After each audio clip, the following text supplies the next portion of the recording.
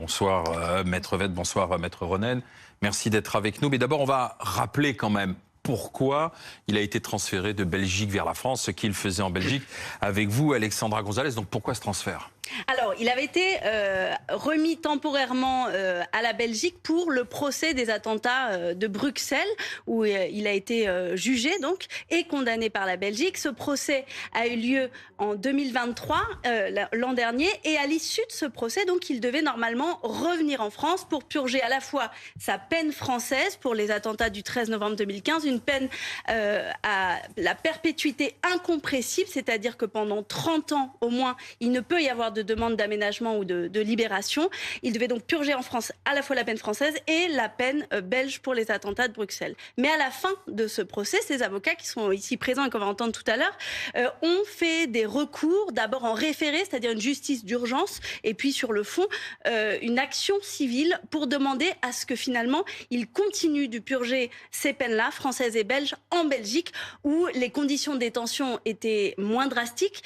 Parce et où vit sa famille en plus. Parce que si, voilà, j'allais y venir, parce que s'il y a une partie de ses proches qui vit en Belgique, et donc ils avaient formé ces recours. Dans un premier temps, en urgence, la justice belge avait statué en octobre dernier et avait donné raison aux avocats de Salah Abdeslam en disant que s'il était transféré vers la France, que s'il revenait en France, eh bien cela violerait un certain nombre d'articles du droit européen des droits de l'homme, en fait, en disant notamment qu'il avait le droit au respect de sa dignité humaine et que selon ce juge belge, ce n'était pas le cas avec les conditions très drastiques de son incarcération en France.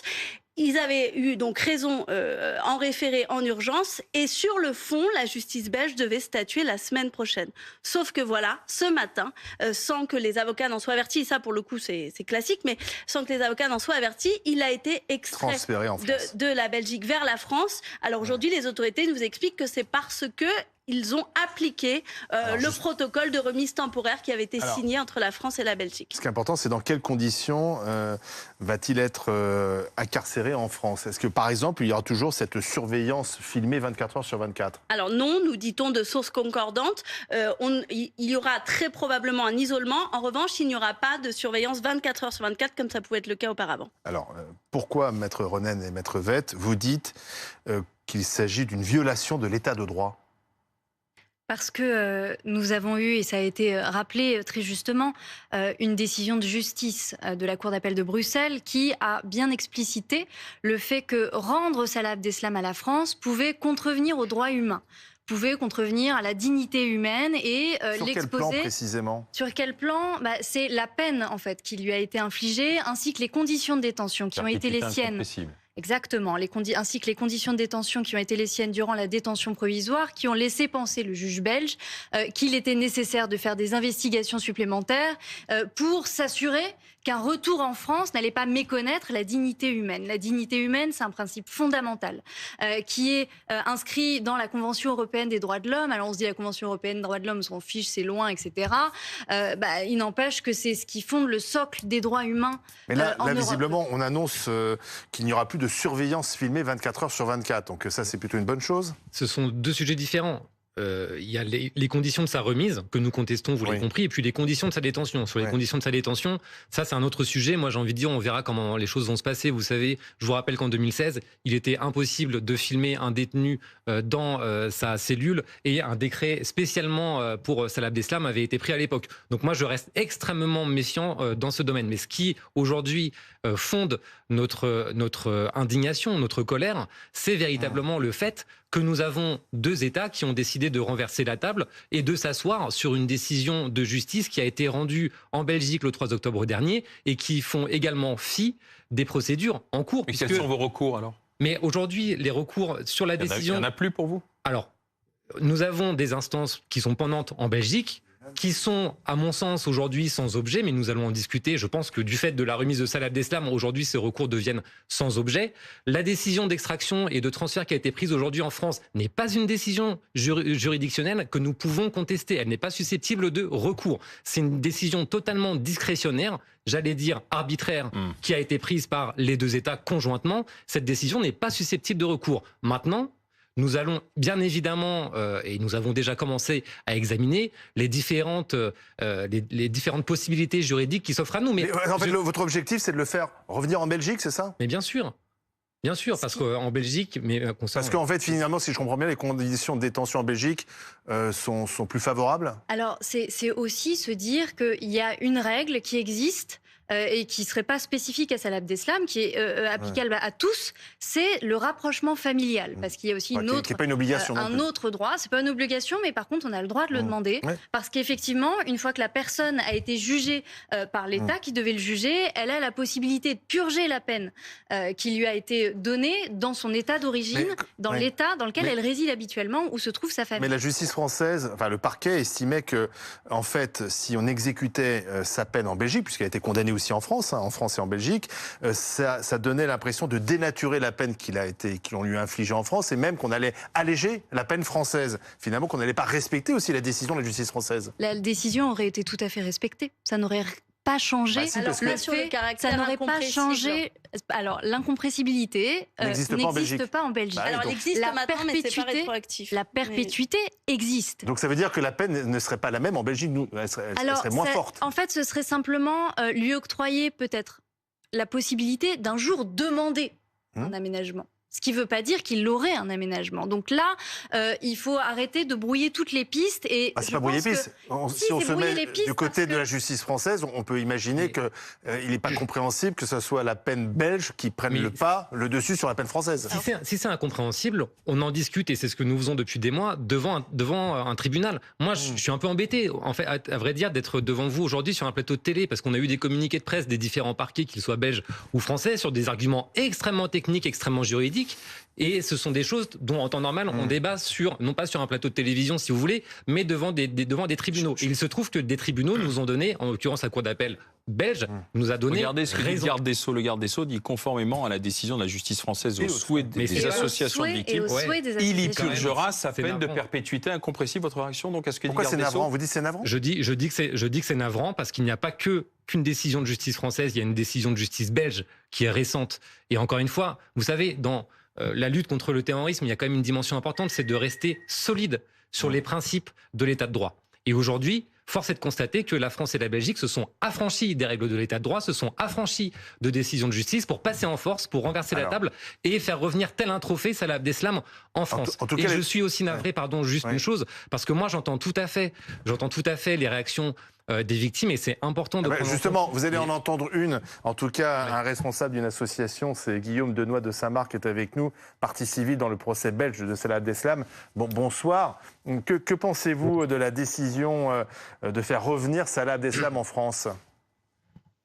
Mais je crois que dès le début, on savait très bien que Salah Abdeslam allait revenir en France, puisqu'il a été condamné dans un premier temps en France, qu'il a été ensuite prêté à la Belgique le temps du procès belge. Il se trouve que j'étais partie civile à la fois dans le procès en France et dans le procès belge sous deux associations différentes.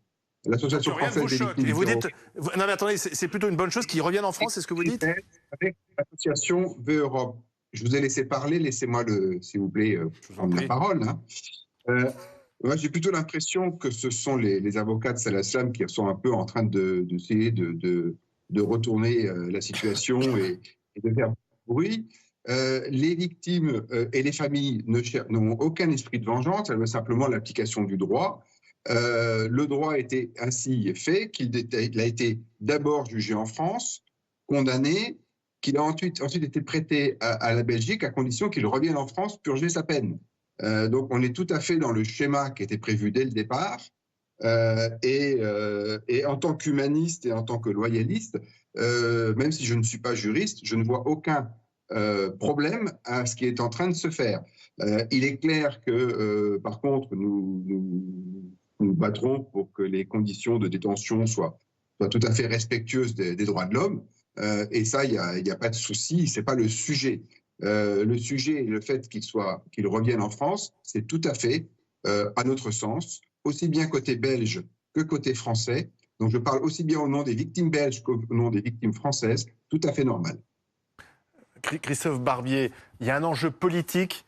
On voit tout de suite le garde des Sceaux qui tweet sa satisfaction d'avoir fait revenir Salah Abdeslam en France? Il y a un enjeu politique et géopolitique. Le terrorisme, c'est pénal, c'est juridique, c'est normal que les avocats cherchent le mieux pour leurs clients. Et la grandeur d'une démocratie, c'est de respecter les droits de la défense. Mais c'est aussi, le terrorisme, une action guerrière, menée par des États ou des pseudo-États comme Daesh, AQMI, contre des démocraties. Donc dans le rendu de la justice, nous devons aussi, nous, démocratie, prendre en compte cette dimension politique guerrière. C'est ce qui est le cas quand on voit Dupond-Moretti mettre en avant le souhait des associations de victimes. Le soin des victimes, c'est une démarche politique. La priorité donnée à la volonté des victimes, c'est une démarche politique. Et puis il y a un enjeu géopolitique. C'est le bras de fer entre la Belgique et la France. La Belgique a trahi sa parole, elle ne devait rendre Salah Abdeslam, elle ne l'a pas fait. La Belgique a osé dire que la dignité n'était pas respectée dans les prisons françaises, alors que nous sommes dans l'Union européenne. Et dans l'Union européenne, on se fait confiance. Et la Belgique n'a pas à accuser la France ou à soupçonner la France, tout comme la France n'a pas à soupçonner la Belgique. Et si on a un différend, c'est au niveau européen qu'on peut en discuter. Et il arrive à la France d'être condamné par les instances européennes pour son comportement carcéral. Mais qu'un État vienne faire la leçon à un autre, ça, ce n'était pas possible. Quant à la dignité humaine, comment a-t-on respecté du côté de Abdeslam Salah et de ses complices la dignité des spectateurs du Bataclan, de ceux qui étaient sur les terrasses? Donc, en venir là, c'est mettre dans le débat un argument qui peut ne sera pas entendable. Et non, qui n'est pas entendable par l'opinion. Alors, encore une fois, les avocats ne sont pas dans une logique politique ni d'opinion. Vous avez le droit, vous avez des textes, et comme vous l'avez dit, vous avez changé des arguments techniques entre parquets. Mais le terrorisme, il y a une autre dimension, qui est une dimension de guerre internationale, complètement asymétrique depuis des décennies, et le politique doit prendre en compte cette dimension. Sinon, cette guerre, nous la perdrons. Alors là où c'est compliqué, c'est que, à vous entendre, on a l'impression que l'état de droit ne s'impose pas aux politiques. Et ça, c'est quand même une catastrophe, parce que l'état de droit s'impose à tous. L'état de droit, c'est quoi? C'est le fait qu'il y ait des règles que chacun doit respecter, mais aussi que l'État, le gouvernement, les ministres et autres doivent tous respecter. C'est pour ça qu'il a eu un procès équitable, avec vous pour le défendre. Ça n'aurait pas été le cas en Iran ou en Turquie. Et nous avons la preuve ici que l'état de droit n'est pas respecté, en ce que la politique, finalement, vient annihiler une décision de justice. Et ce n'est pas la première fois que ça le fait, et malheureusement, ces derniers mois, c'est récurrent.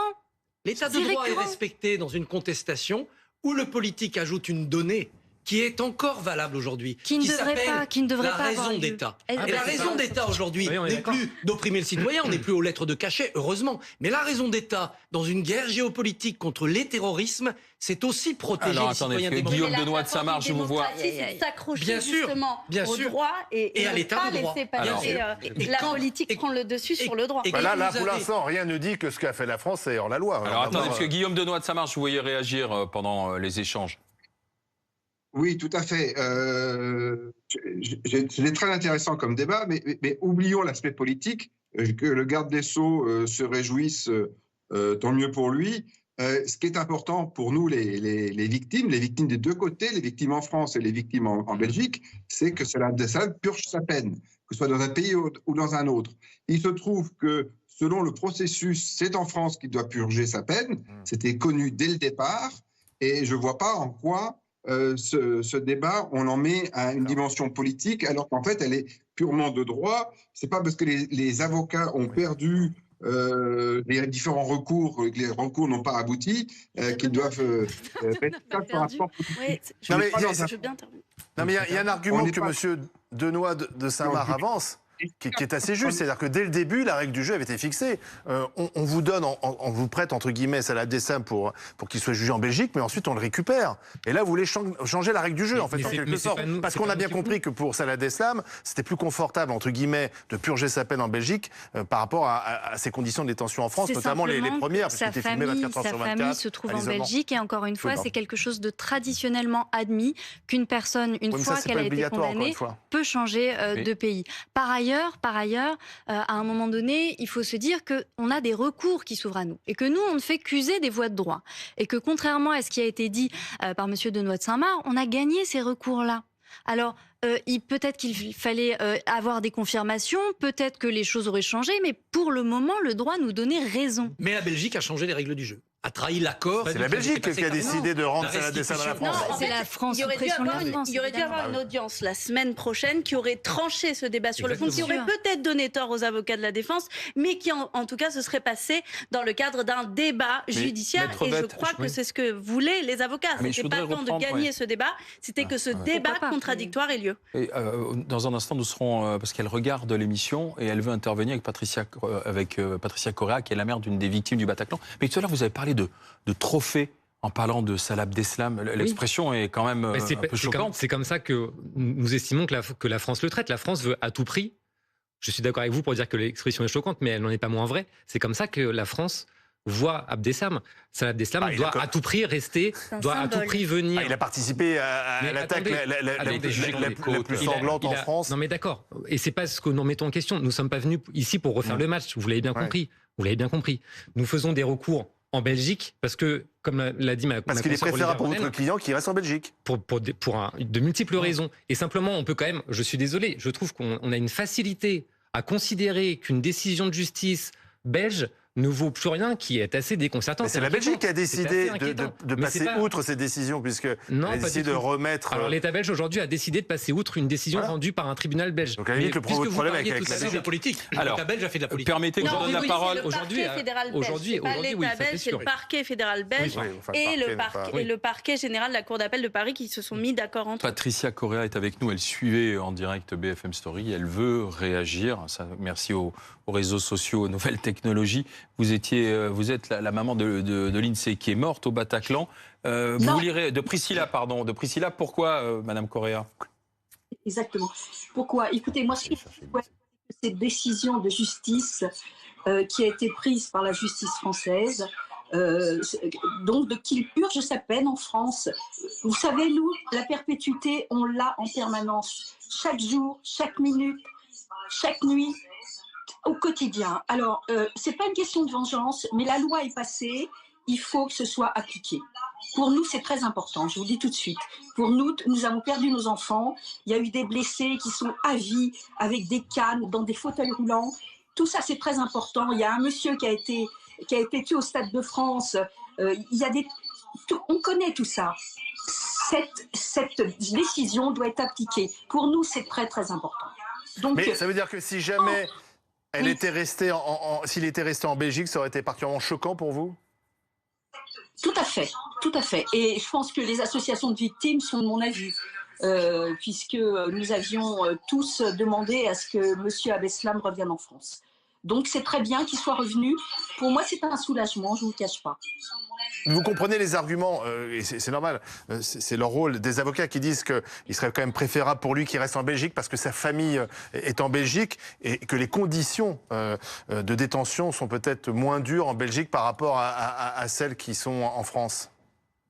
Écoutez, les conditions, moi je ne connais pas les conditions carcérales, hein. Je ne suis pas du tout avertie de tout ce qui se passe dans les prisons, mais je peux vous dire que nous, nos conditions de vie, elles sont cassées. C'est indélébile. Nous vivons un cauchemar au quotidien. Il faut vraiment penser à ça aussi. Alors, chacun son cauchemar.